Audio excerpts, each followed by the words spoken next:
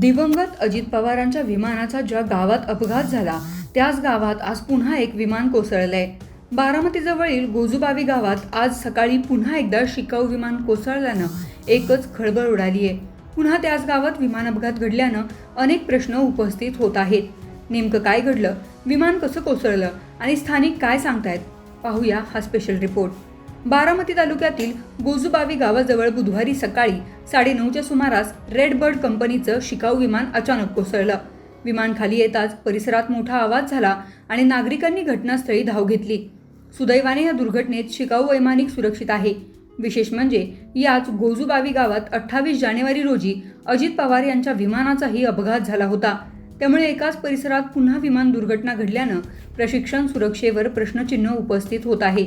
स्थानिकांच्या म्हणण्यानुसार red bird कंपनीची विमानं यापूर्वीही या परिसरात कोसळल्याच्या अनेक घटना घडल्या आहेत। तिथं मी भुईमुग काढत होते कडलाच, तिथं एक खांब आहे, त्या खांबाला धडकले मी बघितल्यानंतर मग उठून उभं राहिली तर विमान पुढं चाललं होतं। पुढं जाऊन वळून दुसऱ्या खांबापाशी थांबले गेलं।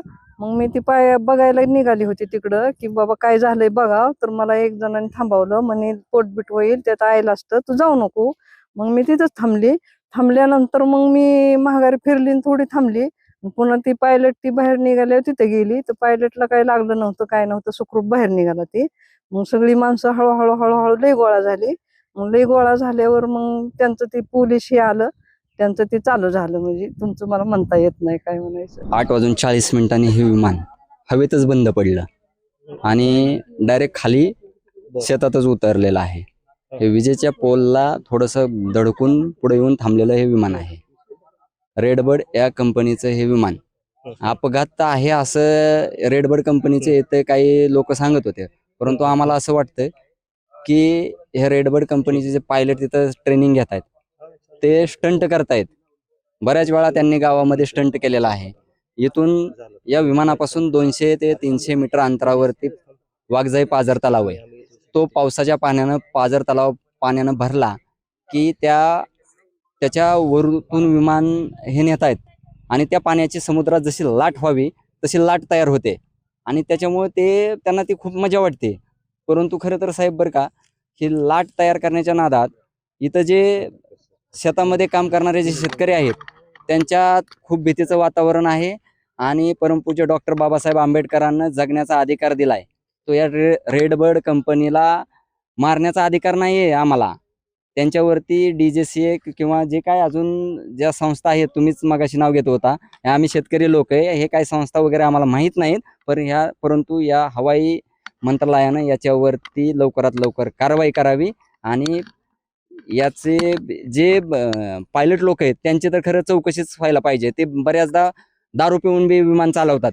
होते मी शेजारी, एक खांब आहे, त्या खांबाला धडकला, धडकून मग त्याचं पाणी एक मोडलं एका साईडचं आणि मन खाली पडलं। इकडं सरळ तोंड होतं ते इकडं खालचं इकडं वरतं झालं। तुमच्यापासून किती अंतरावर हे विमान पडलेले? आता हे माझ्या अंतर मला वाटतं एक कासराभरच असेल, आहे का नाही, 2 वाव 100 फूट असेल, 100 फूट। विमान पडत असताना काही आवाज वगैरे आला का तुम्हाला? खांबाला धडकल्यावर, खांबाला म्हणजे बिन आवाजाचं विमान आलं, खांबाला धडकल्यावर धडकून वाजले, उठून उभं राहिली मी। इलेक्ट्रिसिटीचा एक खांब आहे, त्या हा, खांबाला धडकलं आणि आवाज आले, उठून उभं राहिली मी। मग विमानाकडे निघाली तर माणसं म्हणली जाऊ नको, पेटल। मग पुन्हा मागं सरली।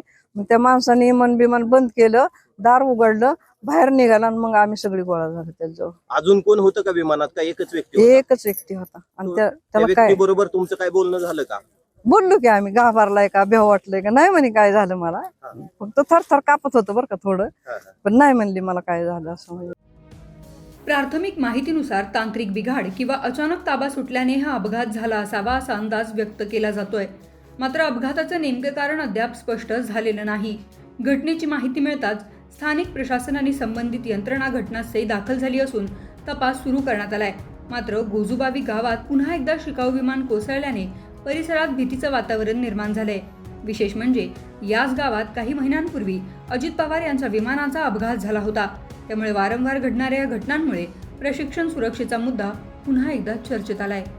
पुण्याहून किरण शिंदेचा रिपोर्ट, लोकमत.com।